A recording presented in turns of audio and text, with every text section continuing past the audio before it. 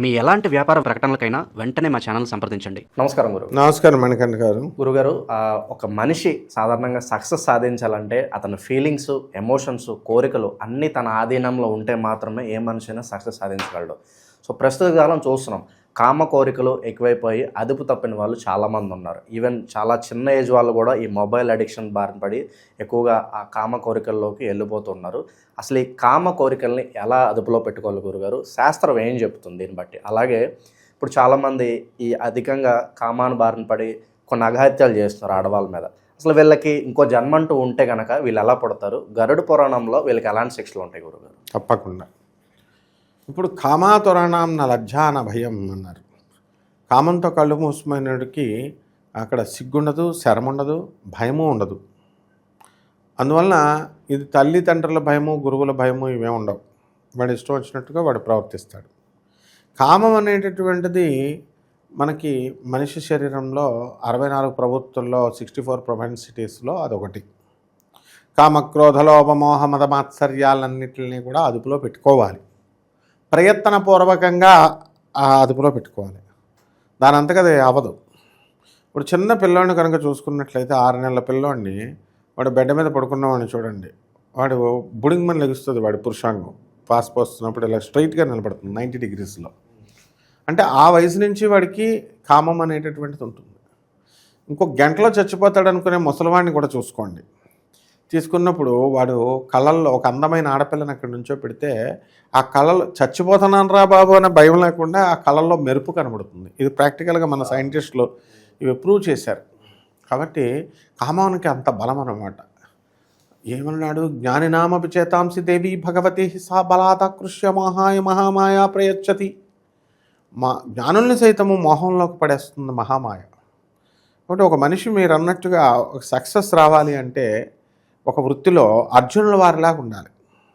అర్జునుడికి ఆ చెట్టు మీద ఏమిటి కనబడుతుంది అని ఒక పక్షిని చూపించినప్పుడు మొత్తం బర్డ్ కనబడదు. ఆయనకి కనబడింది ఒక్క కన్ను గుడ్డు మాత్రమే. అంత ఏకాగ్రత ఆయనకి. శబ్దస్పర్శి శబ్దంతో విని కొట్టుపడేసేవాడు. ఇలాంటివన్నీ కూడా కావాలి అంటే ఏకాగ్రత కావాలి. అంతేగాని లవ్వుల్లో, ఇన్ఫాక్చుయేషన్లో, ప్రేమల్లో, పగటి కలలకంటూ హాలుసినేషన్లో బ్రతకలేదు అర్జునుడు. జగదేక వీరుడు అయ్యాడు ఆయన.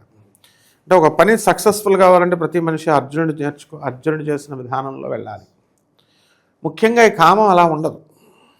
కామం ఏ సంవత్సరాల నుంచి ప్రారంభమైపోతుందంటే దగ్గరగా 4th క్లాస్ 5th క్లాస్ చదువుతున్న పిల్లలు చిన్నప్పటి నుంచి ఉంది కాబట్టి వాడు అప్పటి నుంచి, అందులోనూ ఇప్పుడు ఫాస్ట్గా వచ్చేసినాయి యూట్యూబ్లు, సినిమాలు, ప్రతి వాళ్ళ చేతిలో ఫోన్ ఉన్నాయి. వాడికి 4th క్లాస్ నుంచే దుకాణం సర్దేస్తాడు. అందువలన వాళ్ళని మనం కంట్రోల్లో పెట్టుకోవాలి. హార్మోన్స్ వాళ్ళని తప్పని అనకూడదు. మనం హార్మోన్స్ ఎదుగుతూ ఉంటాయి కాబట్టి వాళ్ళకి విపరీతమైన కోరికలు పుడతూ ఉంటాయి. ఏదో తెలియనటువంటి బ్యాలెన్స్ తప్పి అదొక ఫీలింగ్స్ అనమాట. ఏంటంటే అమ్మాయి గురించి ఆలోచించడము, ఆ అమ్మాయి గురించే నిరంతరము పరిశ్రమించడము, అసలు చెప్పిన పని చేయడు, ఎదుర్కొండగా ఉన్న పుస్తకం చదవడు, చెప్పిన పని చేయడు. ఆ తీరా పోనీ అది అంతా కూడా శుక్రుని యొక్క మాయ. అదే మరి శుక్రగ్రహాన్ని నుంచి ఎవరు తప్పించుకోలేరు. ఒక్క రాధాకృష్ణులు మాత్రమే తప్పించుకున్నారు. వాళ్ళది అతీతమైనటువంటి ప్రేమ. ప్రేమ అంటే కామము లేకుండా ఉన్నటువంటి ప్రేమని మాత్రమే ప్రేమనాల. ఇప్పుడు మనుషులు జనాలందరూ పెళ్ళిళ్ళు చేసుకుని ప్రేమండి, మా ఆయన అంటే నాకు ప్రేమండి, నా లవర్ అంటే ప్రేమండి, వీడు చదవరా బాబు అంటే ప్రేమండి అంటాడు. ప్రేమ అనకూడదు. ఇవంతా కూడా సింపుల్గా పచ్చి భాషలో చెప్పాలంటే కామం, లస్ట్ అంతే. ప్రేమ అనేది అసలు ప్రపంచంలో ఉండదు. ఎక్కడ ఉంటుందిరా అంటే ఒక తల్లి తన కొడుకు మీద చూపించేది ప్రేమ, ఒక తండ్రి తన కొడుకు మీద చూపించేది ప్రేమ, ఒక గురువు తన శిష్యుడి మీద చూపించేది ప్రేమ. అంతే. అంటే నిస్వార్థంగా ఉంటుంది. ఇవన్నీ కూడా ఏంటి? ఇవన్నీ లాస్ట్ దాని శరీరం కావాలా, వీడికి సుఖం కావాలా, అందుకని కలుస్తున్నారు. దానికి ప్రేమ అని అందమైన భాష పెడుతున్నారు, ఒక తొడుగు పెడుతున్నారు. ఇప్పుడు కారు ఉందమ్మా, కారు లోపలంతా వైరింగే. అబ్బే రేంజ్ రోవర్, BMW అంటారు. డొక్కులు తీసేస్తే వైర్లే అన్నీ. ఆ వైర్లు చూసుకొని ఏదైనా డొక్కులే. అలాగే హ్యూమన్ బాడీ కూడా వస్తే మా గాంధీ హాస్పిటల్కి వస్తే చక్కగా మార్చరీలో చూపిస్తాం, మా స్టూడెంట్స్ చూపిస్తూ ఉంటాం. ఏమిట్రా అంటే కంప్లీట్గా స్కెలిటన్, ఆర్గన్స్ ఇవే డైరెక్ట్గా ఉంటాయి. పైకి ఒక తొడుగు తొడిగాం. కాబట్టి యోగి వేమన ఏమంటాడంటే అశుద్ధాన్ని తీసుకొచ్చి దానిపైన ఒక గ్రేప్ జ్యూస్ లాగా మనం పెడితే గ్రేప్ లాగా కనబడుతుంది అంత నున్నగా. అందుకని ఈ శరీరం ఉండడం వల్ల ఈ ఎముకలు గిముకల గూడు ఇది చూసి ఏదో పెద్ద అందమైన తొడుగు అనుకుని కామంలో పడిపోతాడు. అది మాయ. యాదేవి సర్వభూతేషు మాయారూపేణ సంస్థిత నమస్తస్యై నమస్తస్యై నమస్తస్యై నమో నమః. మాయ రూపంలో ఉంటుంది మాయ. అందువల్ల దాన్ని తప్పించుకోవడం ఎవరి వల్ల కాదు. ప్రయత్నపూర్వకంగా గురువు అనుగ్రహం ఉండాలి, తల్లి అనుగ్రహం ఉండాలి, తండ్రి అనుగ్రహం ఉండాలి. సరే, ఇక ఈ అఘాత్యాలు దేవునికి ఫస్ట్ ప్రయారిటీ ఇవ్వాలి. అది అభ్యాసం అనమాట. ఇక మతంతో సంబంధం లేదు మనకి, భగవంత్ తత్వం. మరి ఎక్కడ చేస్తున్నారు దొంగ నా కొడుకులు నాస్తికులంతా వచ్చి దేవుడు లేడంటారు. మరి వీళ్ళని చూద్దాం, ఆస్తికుల్లో ప్రవచనాలు చెప్పుకుంటారా బెవర్సనా కొడకల్లారా అంటే వాళ్ళు ఏం చెప్తారు, దేవుడు రాముడు ఉన్నాడు, రాముడు పుట్టాడు, రామాయణ కావ్యం కల్పితం అని చెప్తారు. శంబాలా నగరం గురించి మాకేదో తెలుసని పెద్ద పుడుంగుల్లాగా వచ్చి హిమాలయ పర్వతాల అవతల ఇమాజినేషన్, 4th డైమెన్షన్ అంటారు. మనుషులు వెళ్ళలేరు వీళ్ళేదో పెద్ద చూసినట్టు. కలియుగ భవిష్యోత్తర పురాణంలో చెప్పబడిందంటారు. అయ్యే పురాణాలు మళ్ళీ కల్పితమని ఈ వెధవల గాడిదలు చెప్తారు. సో ఇప్పుడున్నటువంటి పరిస్థితులన్నీ కూడా ఈ హాఫ్ నాలెడ్జీ గాళ్ళ ప్రవచనకారులు, స్వామీజీలు, ఇటువంటి వెధవల వల్ల మొత్తం కంప్లీట్గా ఏమైపోయిందంటే ఆస్తిక భావాలు పోతున్నాయన్నమాట. సో సైన్స్ రావాల్సినటువంటి సైన్స్ స్టూడెంట్స్ ఎవడన్నా ఉన్నాడంటే ఏదో ఐఐటి గేట్లో కూడా రాని వాళ్ళని వాళ్ళు నాస్తికుల్లా తయారైపోయి దేవుడు లేడు అని చెప్తారు. గురుగారు, ఇలాగా ఈ అధిక కామ కోరికలతో ఉండి అఘాయిత్యాలకి పాల్పడే వాళ్ళకి ఇంకో జన్మ ఉంటే గనక ఎలా పుడతారు, వాళ్ళకి శిక్షలు ఏముంటాయి గరుడ? అదే చెప్తున్నా, వీళ్ళ కామంతో చేసే వాళ్ళకి ప్రేరేపించే వాళ్ళు ఎవరు? సరిగ్గా చెప్పి పురాణాలు చెప్పి చేస్తే కరెక్ట్గా, అరే నీకు ఇదిరా, నువ్వు కామానికి వెళ్ళకూడదురా, దేవుడు ఉన్నాడురా, దేవుడిని ఖచ్చితంగా బల్ల గుద్ది చెప్పి దేవుడు ఉన్నాడురా, నువ్వు ఆస్తిక భావాలు చేయి, ఫస్ట్ ప్రయారిటీ దేవుడికి ఇవ్వు, ఆడపిల్లలకు కాదు, లవర్స్కి కాదు అని చెప్తే వీళ్ళు మారుతారు. యూత్ని ఎక్కడ మారనేస్తున్నారు? కాబట్టి వీళ్ళందరికీ కూడా నేరాన్ని ప్రోత్సహించే వాళ్ళ కింద అబెట్మెంట్ అనే శిక్ష వీళ్ళకి పడిపోద్ది. ఎక్కడ? గరుడ పురాణంలో యమలోకంలో పడిపోద్ది. ఇక వీళ్ళు చెప్తాను, వీళ్ళందరూ ఏం చేస్తున్నారు, వీళ్ళంతా కూడా రేపులు చేసేస్తున్నారు, అత్యాచారాలు ఏవేవో చేసేస్తున్నారు. కామానికి లేకపోతే ఆ డాక్టర్ సమరం ఒకడు ఉన్నాడు, ఆయన హస్తప్రయోగం అంటాడు మాట్లాడితే. దానివల్ల నష్టాలు లేవని ఒక తరతరాలను ఒక 50 సంవత్సరాలు పాడు చేసేసాడు ఆయన. ఇప్పుడు కొత్తగా వచ్చేవాళ్ళు ఎవడిష్టం వచ్చినట్టు చెప్పేసి కామాల గురించి మొత్తం వీళ్ళంతా ఈ మహాపాపాలు చేసేటటువంటి వాళ్ళకి అక్కడ యముడు తోలు తీసేస్తాడు. వీళ్ళందరూ చనిపోయిన తర్వాత ఏం జరుగుతుందంటే అత్యాచారాలు చేసేవాళ్ళని, ఆడదాని ఇష్టం లేకుండా అనుభవించే వాళ్ళని, వివిధమైనటువంటి ప్రయోగాల ద్వారా అంటే ప్రకృతికి విరుద్ధంగా చేసేటటువంటి వాళ్ళందరికీ కూడా ఏం చేస్తాడంటే కుంభీపాక నరకంలో పడేస్తాడు. చచ్చిపోయిన తర్వాత ఏం చేస్తాడు, నరకం ఉంటుందా, చచ్చిపోయాం కదా అనుకుంటారు. లేదు, శరీరం ఇస్తాడు. సేమ్ ఇలాగే మనకు ఉంటుంది. మళ్ళా అక్కడ చీము నెత్తురు ఉన్నటువంటి డ్రైనేజీ కాలవాల్లో తీసుకెళ్తున్నట్టు మన శరీరాన్ని, సూక్ష్మ శరీరాన్ని ఈడ్చుకుంటూ వైతరణి నదిలో తీసుకెళ్ళిపోతారు ఈ అమ్మబట్లు. టిఫిన్ కావాల్సి వచ్చినప్పుడు ఆకలి పెట్టరు, కాఫీ కావాల్సి వచ్చినప్పుడు ఎవరు ఎలాగైతే ఆకలితో మలమల మాడుతూ ఉంటారో అలా తీసుకెళ్ళి అక్కడ కామంతో కళ్ళు మూసుకుపోయినరా అంటారు చూసారా, అది లింక్. అక్కడ యముడు ఏం చేస్తాడంటే సరిగ్గా వీడి కళ్ళల్లో పెద్ద పెద్ద వేడి ఓసలన్నీ కాల్చేసి ఎలాగైతే తిమ్మరసుకు పెట్టేసాడో కృష్ణదేవరాయలు అలా కళ్ళల్లో గుచ్చేస్తాడు. ఇది ఒకసారి అయితే పర్వాలేదు, మళ్ళీ ఇస్తాడు, మళ్ళీ శరీరం ఇస్తాడు, మళ్ళీ లేపుతాడు, మళ్ళీ కళ్ళు ఇస్తాడు, మళ్ళీ గుచ్చుతాడు. ఆ బాధ అనుభవించాలన్నమాట. అనుభవిస్తేనే తెలుస్తుంది, ఈజీ మరణం ఇవ్వడం. అలాగే మళ్ళీ ఈ యొక్క వేడి ఎక్కడ పురుషాంగం ఉంటుంది కదా, ఆ పురుషాంగం పైన కూడా పెద్ద పెద్ద ఊసలు తీసుకొచ్చి అంటించేస్తారు, కోసేస్తారు, మర్మాంగాల్ని కోసేస్తాడనమాట. మరి ఇవన్నీ మన వాళ్ళు చెప్తే మర్మాంగాలు అనడానికి సిగ్గు, చెప్పడానికి మళ్ళీ వీళ్ళు తప్పులు చేశారు కాబట్టి బాబాయ్ మాకవుతుందని భయము ఏమిటిదంతా. కాబట్టి ఖచ్చితంగా యమధర్మరాజు కుంభీపాక నరకంలో వేసేసి ఎలా ఎన్ని రోజులు అనుకుంటున్నావు, వీడు ఆయుర్దాయం 60 సంవత్సరాలు అనుకో, ఫర్ ఎగ్జాంపుల్ వీడు 35లో చచ్చిపోయాడు అనుకో, 25 సంవత్సరాల పాటు వీడికి ఇదే గతి. వీడిని చేసేసిన తర్వాత చెట్టుకి పుట్టకి వేలాడుతూ వీడు మిగతా శాశ్వత జీవితం ఉండాలి, ప్రేతాత్మ అవుతాడు వాడు.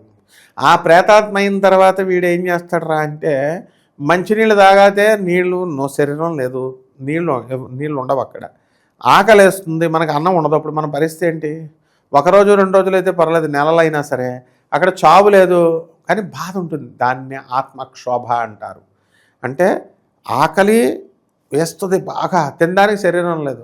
ఆకలి బాధ ఎలాగైతే కంటిన్యూస్గా ఉంటుందో, దాహం బాధ కంటిన్యూస్గా ఎలాగైతే ఉంటుందో అంత కంటిన్యూస్గా వీళ్ళకి ఆ శిక్షలు ఉంటాయి.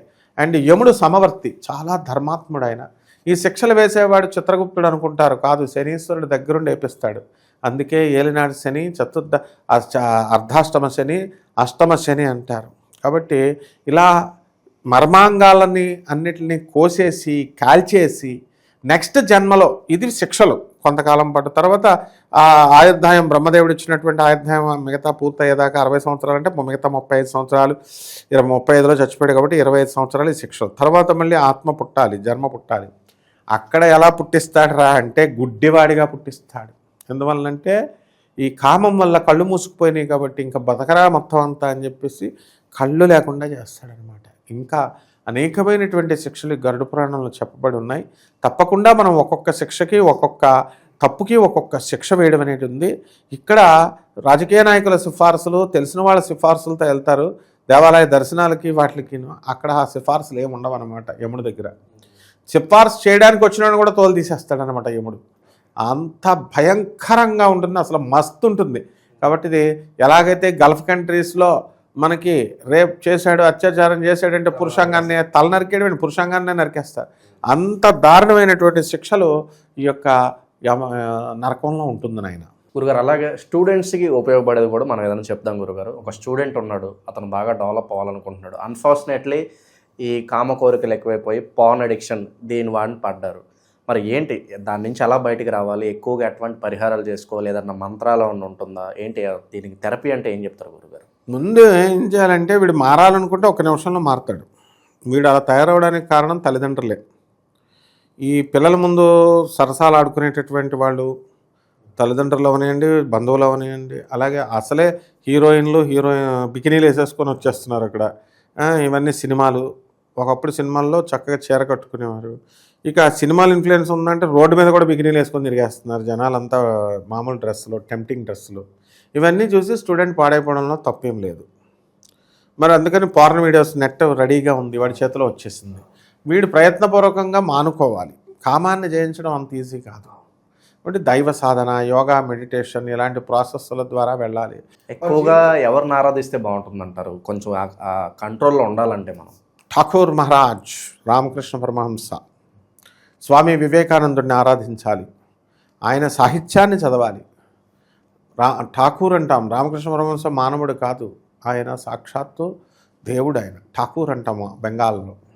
కాబట్టి మామూలుగా సాంప్రదాయబద్ధంగా మనం దైవారాధన అంటే కాళికా దేవారాధన లేకపోతే లక్ష్మీ దేవారాధన చెప్తాడేమో ఈ పంతులో అనుకుంటారు జనరల్గా. కానీ స్వామి వివేకానందుడిని ఆరాధించాలి, రామకృష్ణ పరమహంసను ఆరాధించాలి, ఆయన లిటరేచర్స్ చదవాలి. I'm not this physical body, if you want to understand me work for my mission అన్నారు ప్రభాత్ రంజన్ సర్కార్ గారు. ఆయన్ని ఆరాధించాలి, గురువులను ఆరాధించాలి. కాబట్టి మనం దత్తాత్రేయుడు, జగద్గురు అయినటువంటి దత్తాత్రేయ స్వాముల వారిని ఆరాధించాలి. గానగాపురం వెళ్ళి ఇటువంటి పోర్న్ వీడియోస్ చూస్తున్నటువంటి వాళ్ళని, ఇలా అనేక రకాలుగా ఉన్నటువంటి పిచ్చోళ్ళందరూ కూడా గానగాపురంలో ఉంటారు. అక్కడ వాళ్ళని అక్కడ తీసుకెళ్ళి అక్కడే నేల మీద పడుకోబెట్టి, మనం అక్కడ పిచ్చోళ్ళంతో పాటు పడుకోబెట్టి ఒక నెల రోజులు అలాగా కనుక ఉన్నట్లయితే మనం అస్తమానులతో వస్తూ వెళ్తూ ఉంటే కనుక బ్రహ్మాండంగా తగ్గుతుంది. అలాగే రావి చెట్టు చుట్టూ, మేడి చెట్టు చుట్టూ ప్రదక్షిణాలు చేసుకోవాలా, ఓం శనేశ్వరాయ నమః అంటూ. అలాగే మేడి చెట్టుకి దిగంబర శ్రీపాద వల్లభ అంటూ మేడి చెట్టుకు చేయాలా. మేడి చెట్టు మొదల్లో అనగాదేవి సమేత శ్రీ గురుదేవుడు అయినటువంటి దత్తాత్రేయ స్వాముల వారు ఉంటారు. వాళ్ళు ఆరాధన చేసుకున్నట్లయితే, ఆ గురుచరిత్ర చదివినట్లయితే స్లోగా గానగాపుర క్షేత్రంలో యొక్క గొప్పతనం ఏమిటంటే చెడుని అలవాట్లని తగ్గిస్తాడు. స్లో ఒకటి రిమూవ్ చేస్తాడు. ఎంత బ్యాడ్ హ్యాబిట్స్తో ఉన్నటువంటి వాడైనా కూడా గానగాపురం వెళ్ళిన తర్వాత ఒక్కొక్కసారి ఒక్కొక్క బ్యాడ్ హ్యాబిట్ని దత్తాత్రేయ స్వాముల వారు రిమూవ్ చేస్తారు. పోర్న్ వీడియోస్ కాదు, అతి కామంగా ఉన్నటువంటి వాళ్ళు, అత్యాచారాలు చేసినటువంటి వాళ్ళు కూడా గానగాపురం వెళితే అందరినీ క్షమిస్తాడు ఆయన.